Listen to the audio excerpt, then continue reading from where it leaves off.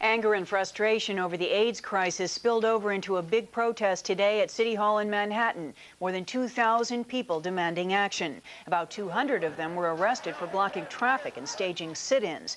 The demonstration was organized by ACT UP, the AIDS coalition to unleash power. ACT UP wants more hospital beds for AIDS. My name is J.T. Anderson. I am a member of ACT UP Los Angeles. That stands for AIDS Coalition to Unleash Power. I've been a member since 1988, and I'm still a member, although we don't meet. We're not officially meeting, but I do consider myself an active member of ACT UP. ACT UP was started in New York in March of 1987, and ACT UP Los Angeles was started in December of 1987. I wasn't a member at that time. I started going to meetings in 1988, and it took me a very long time to get acclimated to what was going on because it was a very dynamic time. The group was very dynamic, very aggressive, very intelligent, very creative. Kind of gave me pause. I didn't know if I fit in or not. But I kept going back, and eventually by fall of 1988, I was attending the meetings regularly and got involved in all of the actions.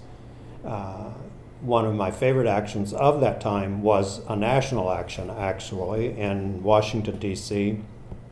It was one of the first major actions against the FDA, Federal Drug Administration, in Maryland, outside of Washington, D.C. And the focus of that was to get the Federal Drug Association to speed up its trials for AIDS medications and to get those to the people who needed them quicker, and also to probably get people on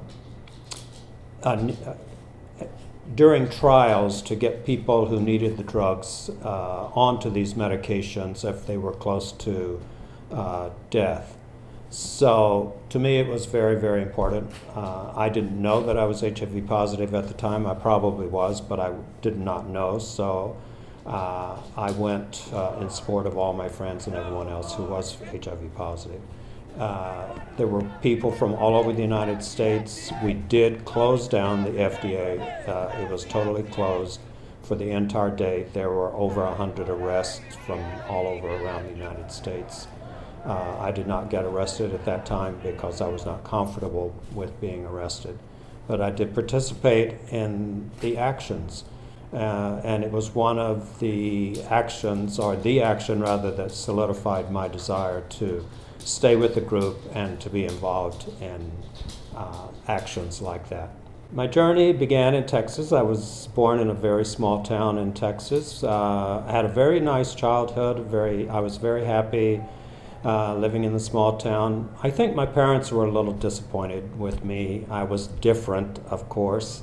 They were wonderful parents. I loved them. We had a great time together. But after 3 daughters, my father was very happy to have a son because his son was going to play football and be into sports, and he was going to get to do all of those things.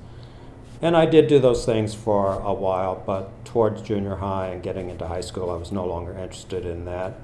I was the more creative type. I wanted to be in the band. I thought that was more fun, and I wasn't into getting pushed around and beat up. Not until ACT UP, at least. I have been arrested twice. It took about, I would say, 3 years. First of all, I was a school teacher, and I did not want to lose my job, of course, and so I was not sure of the liabilities of being arrested. After I got into the group, I began to be a little bit more reckless about not caring, perhaps, or I found out that it was civil disobedience, it wasn't a felony, so I wasn't going to miss school. Typically, it was usually an arrest that would probably be overnight, but not for weeks. So my first arrest was in Washington, D.C. in 1993 at the Capitol, U.S. Capitol, demanding universal health care. And the second arrest was in 1994 in Sacramento at the Department of Penitentiaries, where we were trying to get whoever was the head of that department to pay attention to people with AIDS, and especially women with AIDS or HIV in the prison system of California. So we visited his office and demanded to see him, but he refused, and that's when I was arrested. Police and activists, that went all over the field. Sometimes there was brutality, sometimes there were horses and clubs, and sometimes there was some shoving. There was a lot of confrontation, verbal confrontation from the activist toward the police. There were some times where the police cooperated, and I would try to defuse before anyone would get hurt or arrested. Especially one time in San Diego, we were at the Republican convention, and we were there for a week. So we didn't want people to get arrested on the first day, otherwise our activist group would dwindle.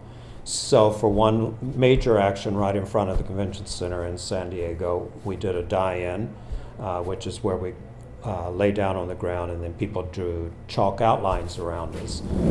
The cops immediately moved in to disperse us, and they were right in my face within 2 inches with the billy clubs, and I was communicating with the police as they were pushing us back, and I knew I could defuse it by just saying, we're not here to get arrested today, we're not going to do anything, we're not going to throw anything, we're not going to be violent, we're not going to try to get in, so just let us do our thing and we'll leave.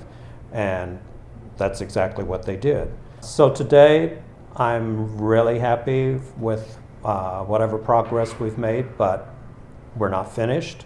And so any group that's out there doing anything, I support them, and I'm very happy for them, and